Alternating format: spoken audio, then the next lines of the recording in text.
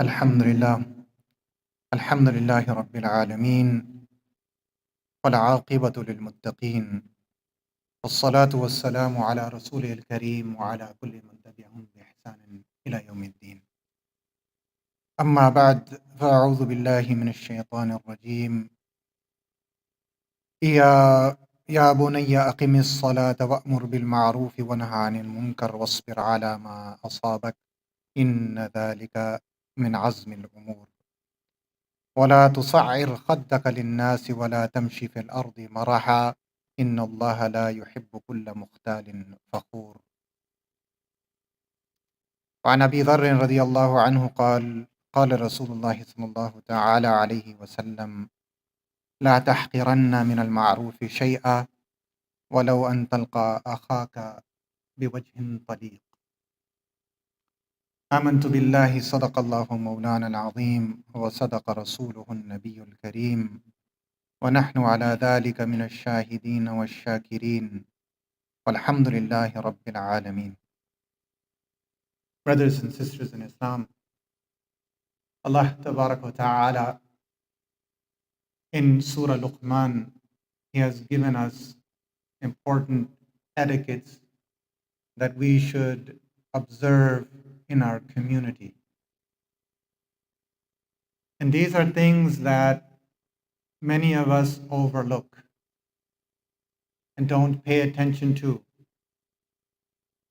And this is why these are even more important when we go back to the basics,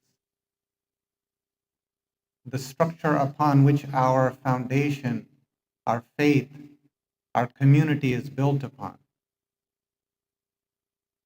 We, in these very fast moving times and time of when we are very impulsive and reactive people to the conditions that are around us, really put us into a lot of trouble. And it's really important that all of us focus on our individual selves to make ourselves, first of all, better people. Even religious people who attend the masjid, who attend Jumma, who attend Taraweeh, etc., and they may look at these things and they are seen as good religious people. But when it comes to these aspects, many of these which are prohibitions, we don't pay attention, due to which unintended consequences take place, regardless of your intention. See, because you could be at times doing certain of these things, not intending in your mind to do something wrong. But the Quran is telling us that we need to understand the whole picture. And if we do not, you will also be in the wrong. And so these guidelines for us are very important for us to pay attention to them, try to implement them, and put them into our life. This nasiha that he gave, Luqman alayhi salam, to his son, it's really relevant to all of us. For a father to a son, for a mother to her daughter, or to parents to their children, for teachers to their pupils, or to their students, and for the elderly to the youth, etc. This is something that we need to constantly remind ourselves of. And therefore, the picture of these that we are seeing here, they all pertain to our life. And each one of them connects very deeply to the next. Because in the Quran, if you read it carefully, with time, and you ponder over the meanings, you will find the solutions to all problems that we have. Our problem is that we're reactive, we're very impulsive people, we want quick answers, we don't have patience, and so we run into problems. Remorse, regret of what we do and what we say and how we behave, even if we are religious. And so, in this surah, Allah subhanahu wa ta'ala, He brings that nasiha that He is giving to His son, and He says, my dear son, first of all, establish prayer. And this is something that in our communities we should look at. You may be coming for prayer, but are your sons and your family attending the masjid? Are they praying, first of all, which is more important than coming to the masjid? Are they observing prayer? Allah, His Messenger sallallahu alaihi wasallam, and the Anbiya alayhi salatu wasalam, this wisdom being told by Luqman alayhi salam to his son, is not telling him just to pray. It's telling him to establish prayer. Establishing prayer doesn't mean when your father tells you to pray, or when your parents are just telling you to pray, then you observe it. Or when you're in the masjid. Rather, when you're everywhere, no matter where you are, this is a responsibility. Prayer should be inculcated in a Muslim's life, a faithful person's life, wherever they are. So if you're at home or at school or at work, wherever you are, you have this fikr, you have this in your mind that I need to establish prayer. It's not only a commandment from Allah subhanahu wa ta'ala, but it's something that will make me established as well. Make me a better person all around, and it will fix all of my problems. This is why Allah subhanahu wa ta'ala, He starts with salah. It's so structurally important for us as Muslims and for those who are in place of authority, those who have subordinates, that we make sure, instruct them to establish. And you can also do that by gaining knowledge of the prayer, to pray appropriately, not just haphazardly. Many of us, we don't understand the Arabic language.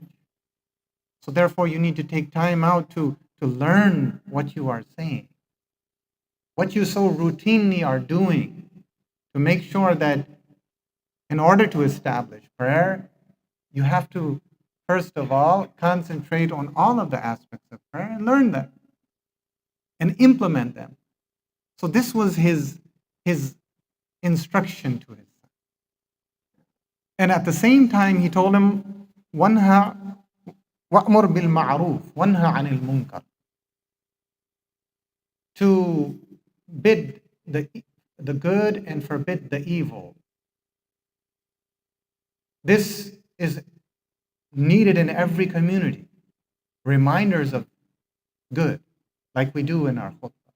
Reminders from good people, from Muslims, from faithful. They should remind those who are maybe lacking that. Maybe they are not don't have the knowledge. They don't have the know-how. Maybe they are very busy, and so we have to give them reminders constantly of bidding the good and forbidding the evil at the same time. Doesn't mean that we just concentrate on one aspect and leave the other, because all around us we have people, alhamdulillah, that remind us. But at the same time, we need to also concentrate on the negative things in society as well that are going on all around us. And if we don't remind ourselves, especially keep ourselves keen to pay attention to those matters that are affecting, by the way, all of us, they will affect your worship as well. The way you pray, the way you think, the way you do things, the way you carry yourself. It's not a very light issue, but they are very much intertwined, because the better you establish prayer, is the more you will also concentrate on your relationship with people and also reminding them to do good and telling them to be careful about these things and forbidding them from the evil. There's a very, very important aspect of it that we need to keep in mind for our communities. I want to come to the real aspect of the khutbah in the second verse, and this is why I'm going through these a little bit quickly. And therefore, also Allah subhanahu wa ta'ala, He says, وَاصْبِرْ عَلَى مَا أَصَابَكَ. Luqman alayhi salatu wasalam, instruction to him was when you will be offering prayer, establishing prayer, when you will be doing amr bil ma'ruf and nahy anil munkar, what type of behavior should you have? How do you need to be and interact with people? Because some of them, they will take your words at face level and they will listen. Sometimes they won't, though. Sometimes they will resist. Sometimes they will confront you, and sometimes they will oppose you. What are you going to do then? Are you going to lose it? Are you going to lose your temper? Well, Allah reminds us that number one, prayer should also teach you patience. When you're praying, you should be patient. That's what prayer is for. Ista'inu bis-sabri was-salah. You see the connection here. So that should teach us how to do amr bil ma'ruf and nahy anil munkar. How we must interact with our community. How we must be patient in our prayers and doing ta'at and doing obedience and interacting with other people, but also wasbir ala ma asabak. You're going to be tested for yourself, number one. When calamities befall you, when hardships and difficulty and adversity comes about, what are you going to do? If you lose your cool, if you're not under control, what's going to happen? Those who are under you are going to act just like you. They're going to take that as well. And so we have to be setting the best of example. But it starts to make sure that all of these things are being concentrated on. And so this is something, inna dhalika min azmil umur. This takes resolve, determination, focus.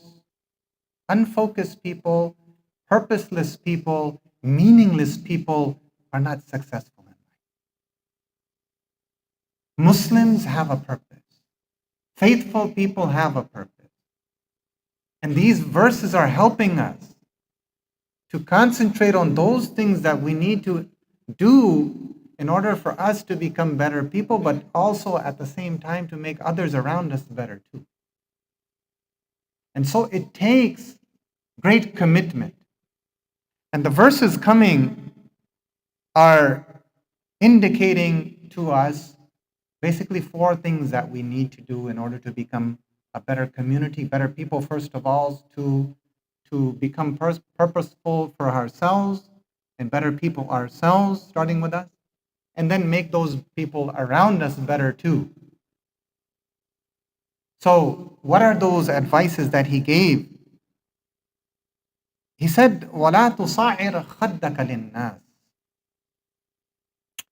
Don't turn your face, your cheek. Khad means basically cheek.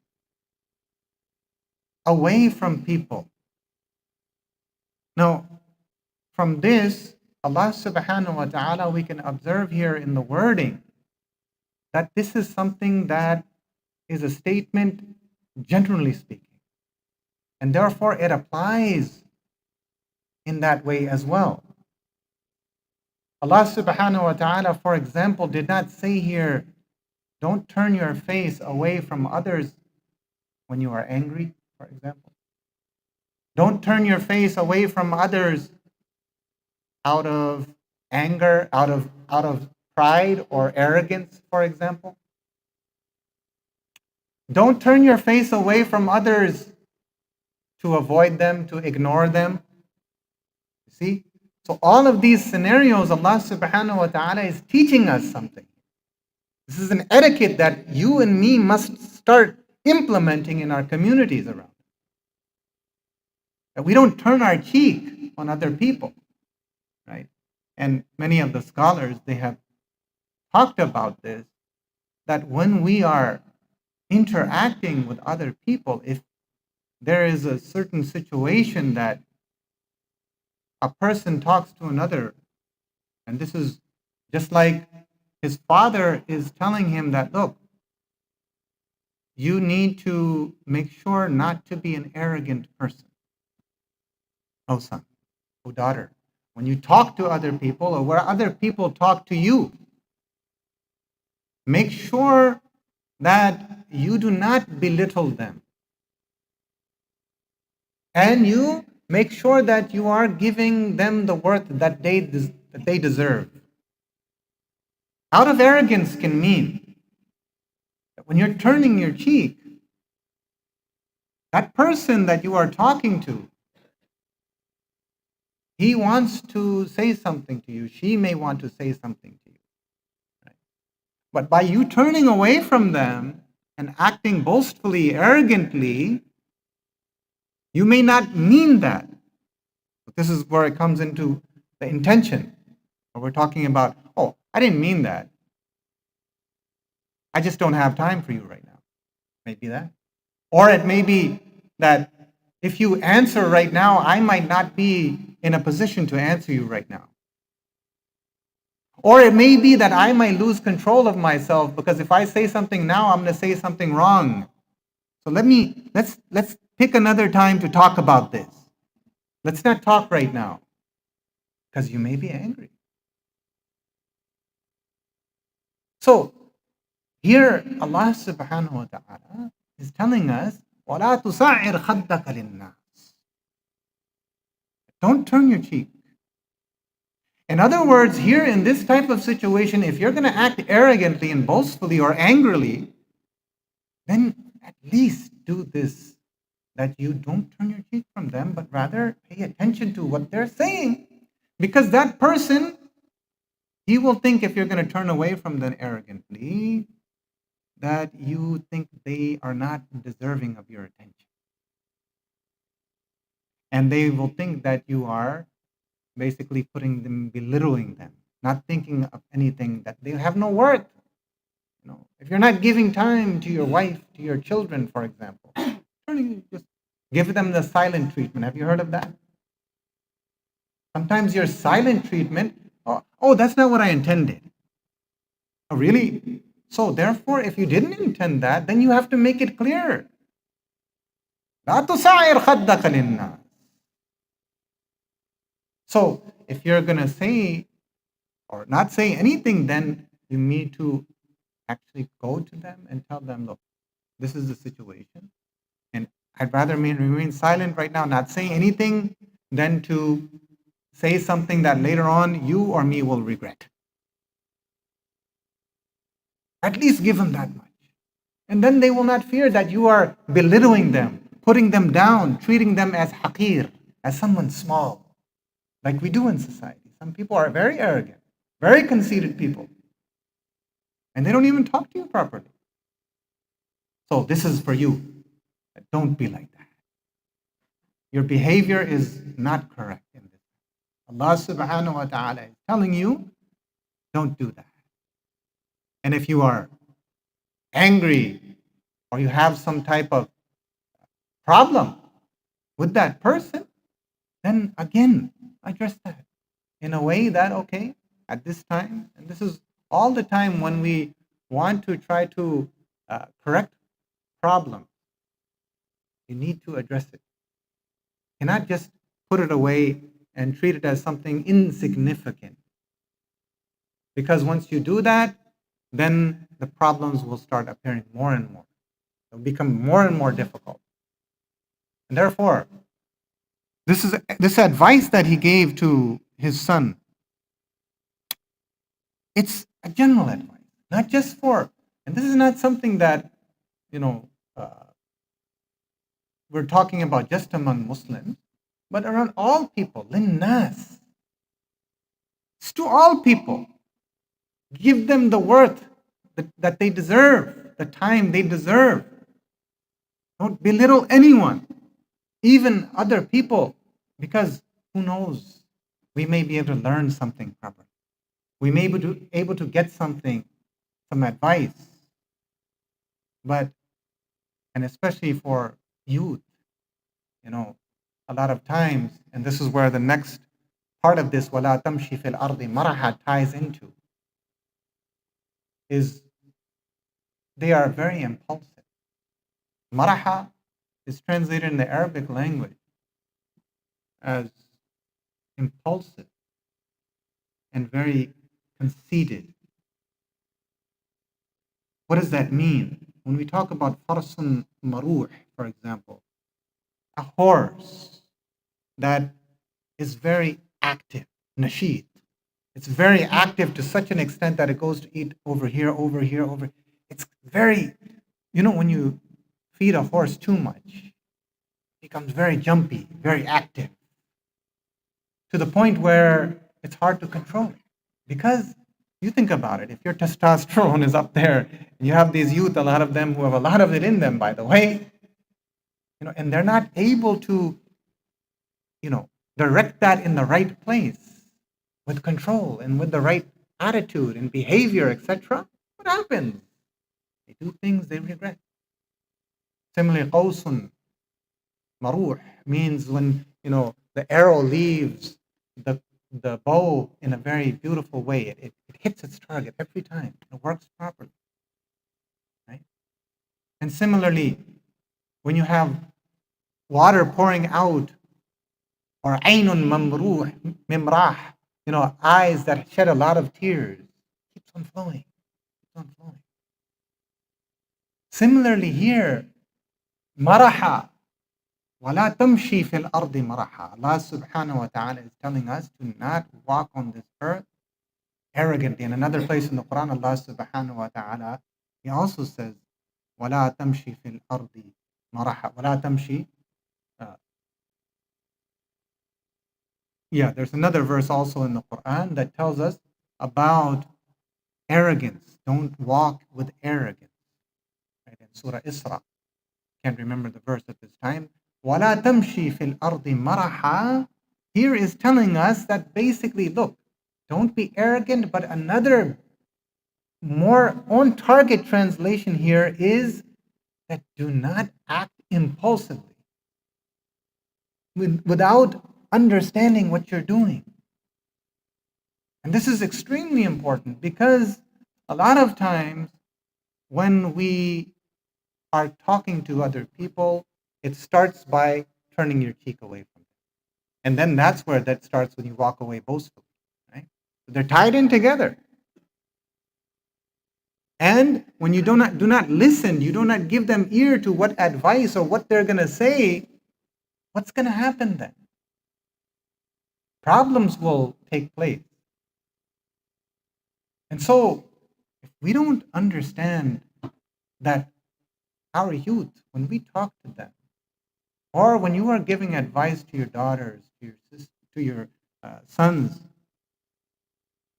a lot of us, we are hopefully conservative. What I mean by that is, you don't just let your family do anything they want.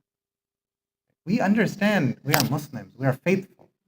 And when we go out of the house, we expect certain adab, certain etiquette. And we teach them certain respect, to have respect for your parents, your neighbors, etc., dealing with people, all of these things, to protect your gaze from evil things that we see in society, to not listen, to not hang around everyone, right?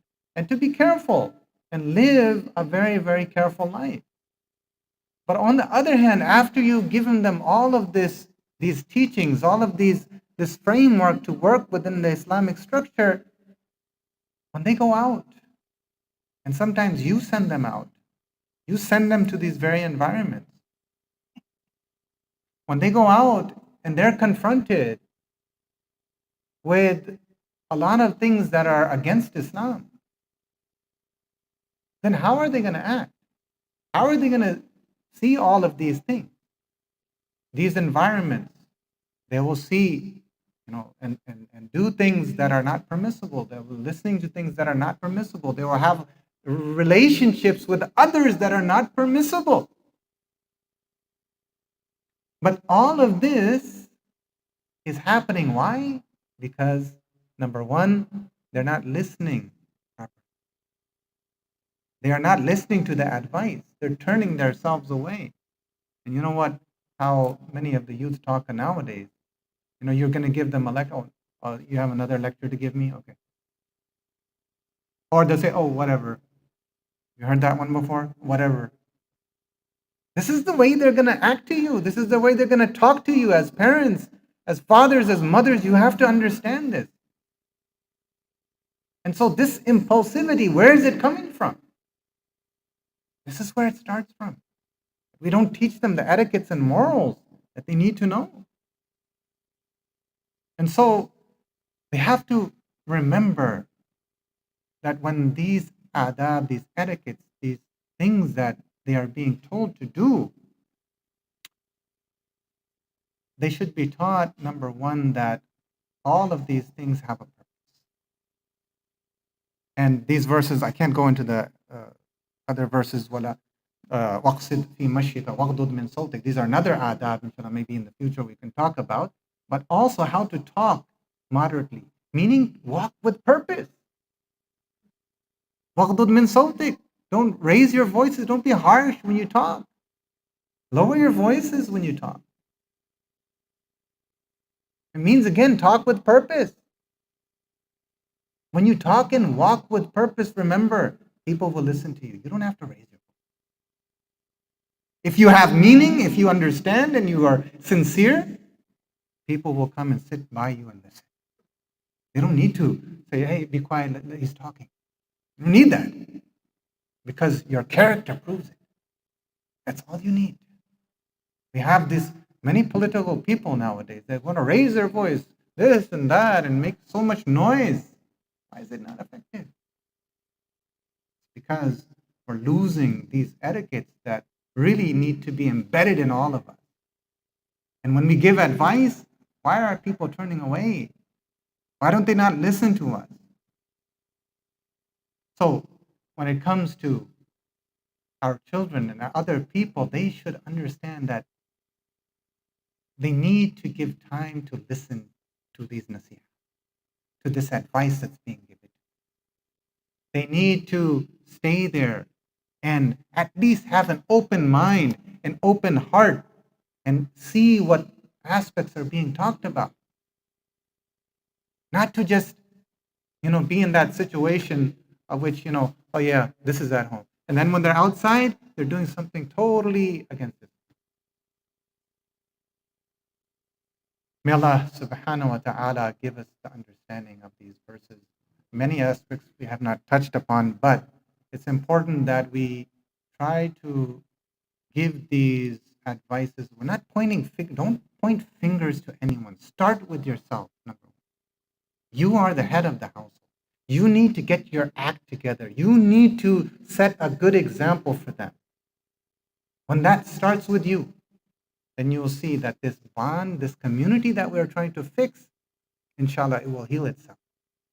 And it will prosper. It will flourish. When we think we're the best, we already have all that in mind. That's where the problem starts. May Allah tabarak wa ta'ala give us tawfiq, inshallah. Wa akhiru da'wana alhamdulillahi rabbil alameen. We have a reminder. We have been campaigning to, inshallah, bring our community to the best facilities. We need that step back. We see this masjid is too small. We see the places and the teachers and instructors. We need more. Right? Our children need it. Our elders need it. So many, all of us need it. We are in need of that. We should be able to see these demands, whatever these demands are coming upon us. What is it? $5,000 per person. Just 300 people we need for that. It's not a hard task, really. It's a very small thing to ask from this community. May Allah subhanahu wa ta'ala give us understanding. May Allah make it easy for us and facilitate us for the best. Wa akhiru da'wana alhamdulillah.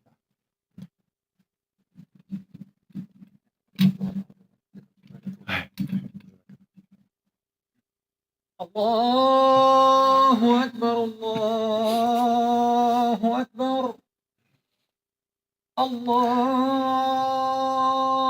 أكبر الله أكبر أشهد أن لا إله إلا الله أشهد أن لا إله إلا الله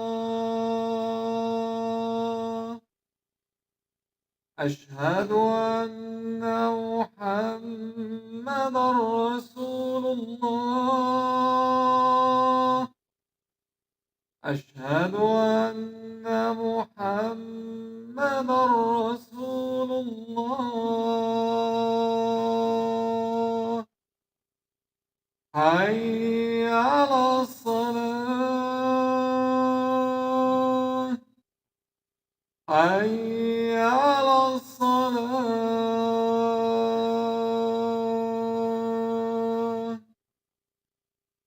حي على الفلاح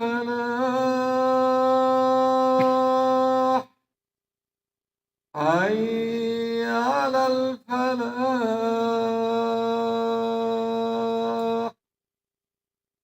الله أكبر الله أكبر لا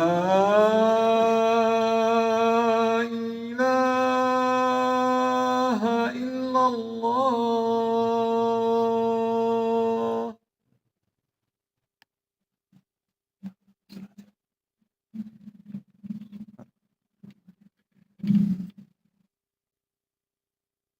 الحمد لله الذي هدانا لهذا وما كنا لنهتدي لولا أن هدانا الله، وأشهد أن لا إله إلا الله وحده لا شريك له، وأشهد أن سيدنا ومولانا محمدا عبده ورسوله صلى الله عليه وعلى آله وأصحابه وبارك وسلم تسليما كثيرا كثيرا.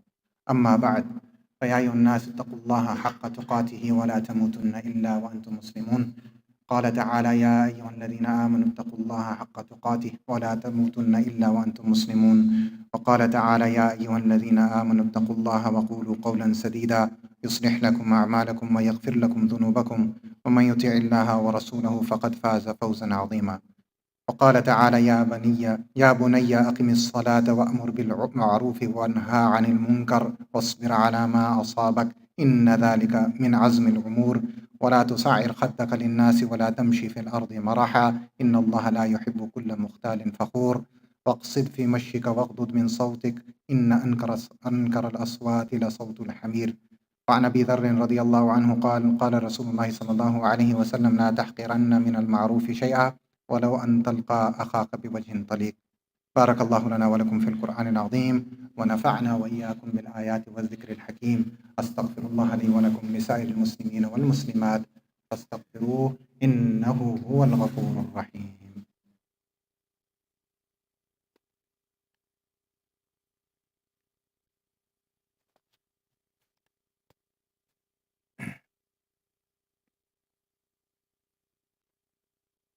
الحمد لله وكفى وسلام على عباده الذين اصطفى، أما بعد. أعوذ بالله من الشيطان الرجيم. إن الله وملائكته يصلون على النبي يا أيها الذين آمنوا صلوا عليه وسلموا تسليما. اللهم صل على محمد عبدك ورسولك، وصل على جميع المؤمنين والمؤمنات والمسلمين والمسلمات الأحياء منهم والأموات إنك سميع قريب مجيب الدعوات. وارض اللهم عن ساداتنا أبي بكر وعمر وعثمان وعلي، وعن سائر الصحابة والتابعين وتابعيهم بإحسان إلى يوم الدين. اللهم أعز الإسلام والمسلمين وأذل الشرك والمشركين. اللهم انصر من نصر دين محمد صلى الله عليه وسلم واجعلنا منهم، واخذل من خذل دين محمد صلى الله عليه وسلم ولا تجعلنا منهم. اللهم أرنا الحق حقا وارزقنا اتباعه، وأرنا الباطل باطلا وارزقنا اجتنابه. ربنا آتنا في الدنيا حسنة وفي الآخرة حسنة وقنا عذاب النار. آمين يا رب العالمين. عباد الله رحمكم الله، إن الله يأمر بالعدل والإحسان وإيتاء ذي القربى وينهى عن الفحشاء والمنكر والبغي يعظكم لعلكم تذكرون.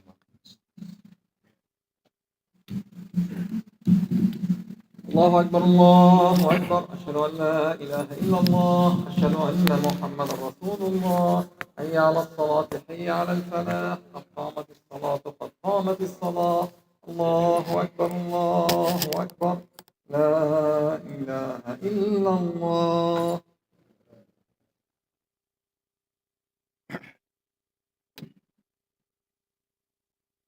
استووا واستقيموا واعتدلوا, straighten lines, fill in the gaps. Please silence your cell phones. الله أكبر.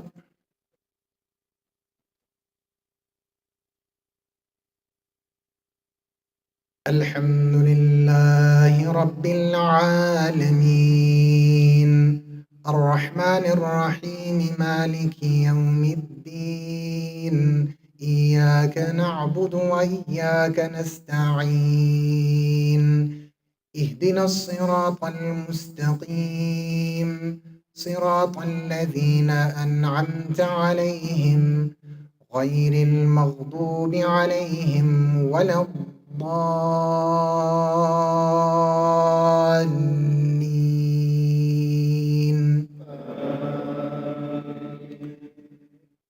والضحى والليل إذا سجى ما ودعك ربك وما قلى وللآخرة خير لك من الأولى ولسوف يعطيك ربك فترضى ألم يجدك يتيما فآوى ووجدك ضالا فهدى ووجدك عائلا فأغنى فأما اليتيم فلا تقهر وأما السائل فلا تنهر وأما بنعمة ربك فحدث.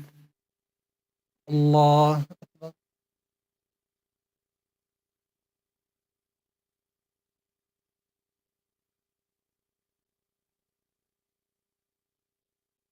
سمع الله لمن حمده.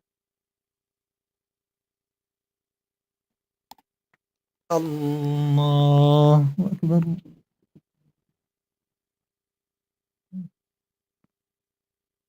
الله أكبر. الله أكبر.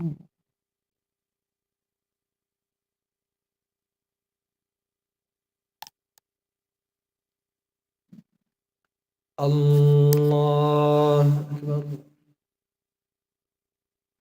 الحمد لله رب العالمين الرحمن الرحيم مالك يوم الدين إياك نعبد وإياك نستعين اهدنا الصراط المستقيم صراط الذين أنعمت عليهم غير المغضوب عليهم ولا الضالين.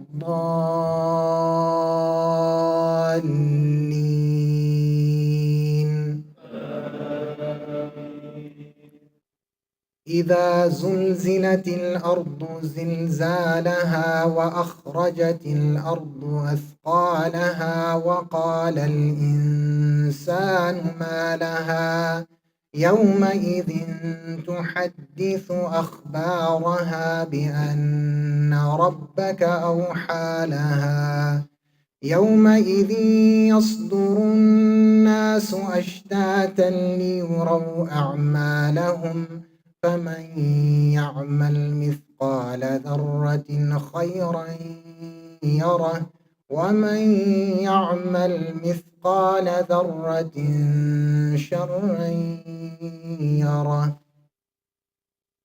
الله أكبر.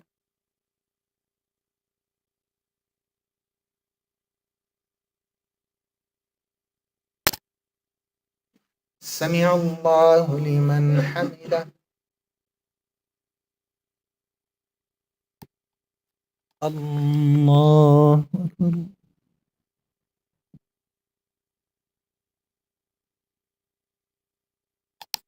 الله أكبر. الله أكبر.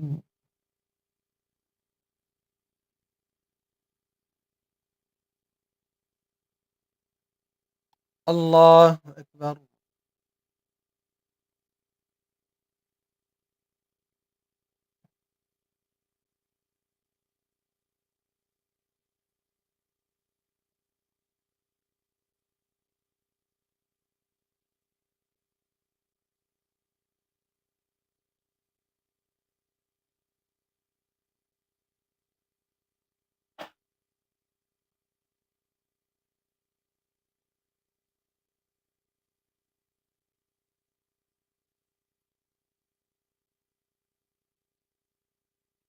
السلام عليكم ورحمة الله. السلام عليكم ورحمة الله.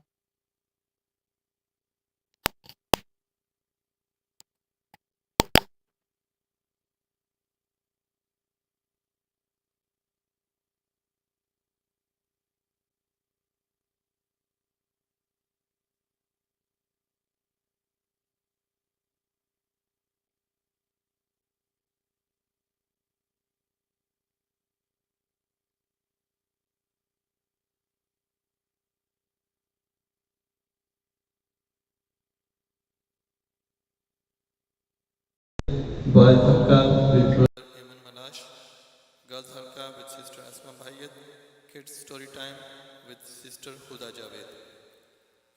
Monthly Family Sira Halka with Maulana Sheikh Javed Bhaiyat is tomorrow, Saturday, November 19, after Zohor at 1:30 p.m. here at ICCL. It's an excellent program for us and our children to learn about the life of our Prophet Sallallahu Alaihi Wasallam. Again, it's tomorrow after Zuhur, inshallah, here at ICCL. ICCL Sisters Fiqh 101 class is on November 20th, Sunday, from 3 p.m. to 4:30 p.m. This class will cover the basic fiqh of everyday worship, ritual purity, and prayer etiquettes. The class will be taught by Sister Hiba Munim and Sister Sadia Razak bi-weekly on every first and third Sunday of the month. We also have Boys Fiqh 101 class. It's on every second and fourth Sunday, and it's led by Maulana S.M. Qadri. ICCL has evening maktab. It's called Samrat Institute. It's for school-going children.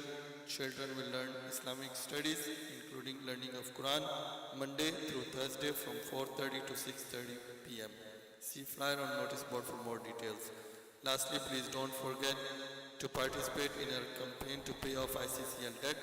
We are looking for individuals or a group of people or a family. Join this campaign to pay 5,000 and it can be paid in installments. A table is outside to pay or sign up. See ICCL weekly newsletter for more details. Jazakumullah khairan. Assalamu alaikum wa rahmatullah.